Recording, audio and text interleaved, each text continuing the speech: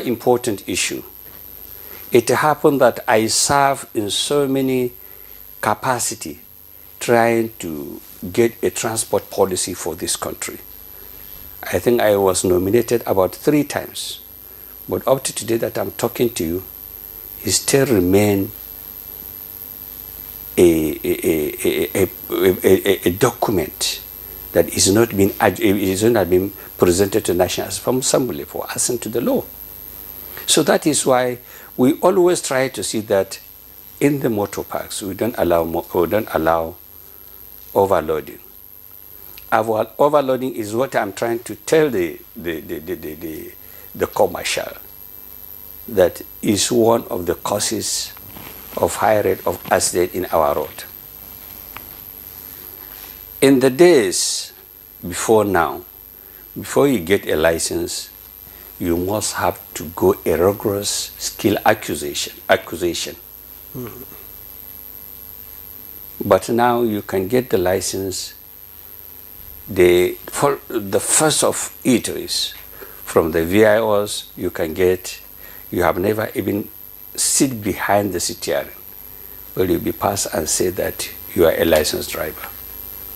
Mind you, it is not our responsibility. We don't have any constitutional right to say that we are going to say who is a good driver, who is not a good driver. Provided that the authority, the VIO, tested, either tested or not tested, and then forwarded to the road safety for the issuance of the license. Our own responsibility, if you say that I'm a driver, I'm a driver. If you say that I'm a medical doctor, depending on a time when you will act. Proving authority. Proving authority. But most of the people you see that they are licensed. And yet they cannot drive effectively. They cannot drive effectively. When I got my license, you must have to get a line permit for 3 months. You go for another 3 months, you go for another 3 months before you approach the VIO for testing. And constitutionally, I don't know whether they have changed it now. Even in the military, one of the criteria before you are promoted to a captain, you must have to come with the E-license, where you can lead your troops in the war front. If the incident of a driver, the driver is killed, the next officer, that the captain that who is leading the war front, he has to push the driver to secure the ammunition and secure the people. But today, many of the people, they even don't know. I'm not talking about only commercial drivers. Many of the people doesn't even know. So whose fault is it? Come again? Whose fault do you think is it? It's the authority. I said it. So the approving authorities. It's the approving authority. If I get my way today, I have been saying this, I will do whatever I did in Nigeria to revoke all the driver licenses. And start afresh. Of the entire Nigerians to go back to basics. Now I started, and I am sure that they have approved so many driving schools. But driving school, according to what I saw, has limitation. Some of the drivers, they can drive. We have 3 different categories of license. B is a beginner. The second one for 3 tons and below 3 tons. And E, in the olden days, is any motor vehicles.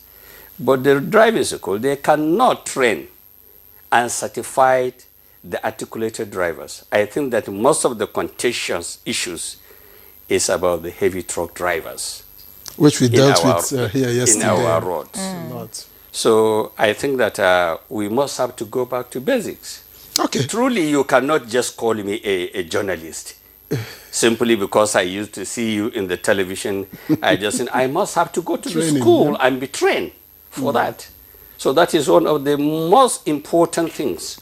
But you see, since you're putting the blame on the agencies, that should get people certified to be on the road, what is the NURTW doing to ensure that the drivers are also qualified, to be in that sector? You just talked about being a journalist, for example. Now I'm asking that in regard that you see some drivers, poor eyesight, some, Some you see have some kind of, I know, some of impediments that would affect them when they drive.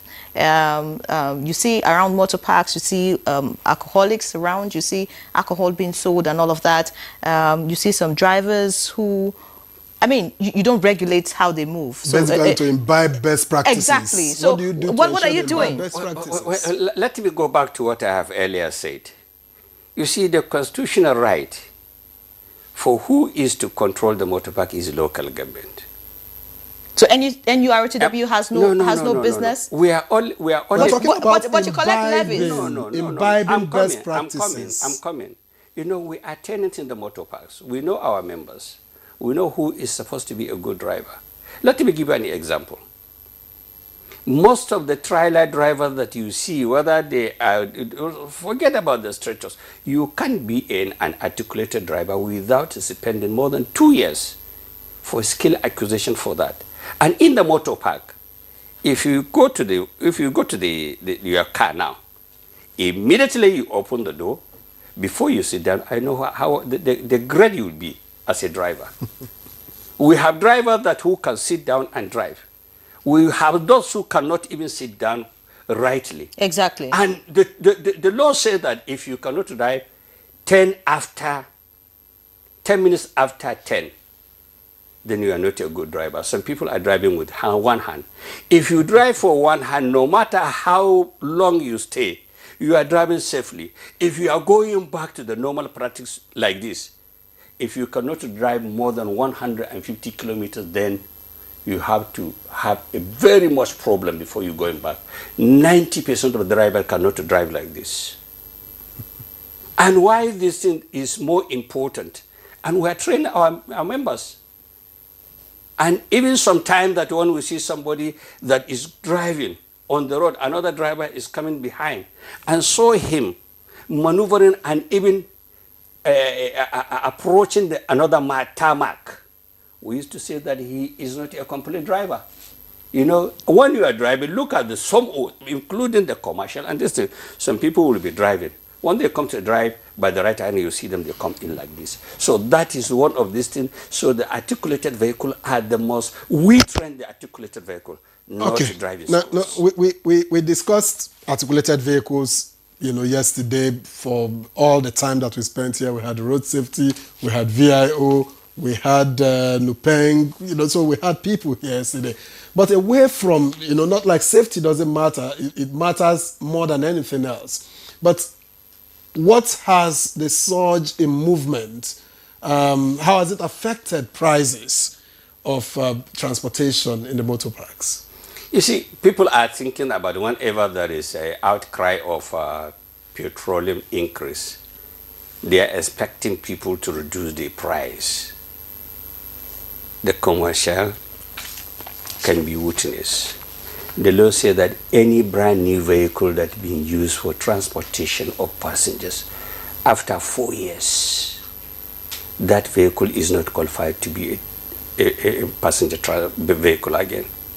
Now, in Nigeria, the government are not regulating the cost of the vehicles.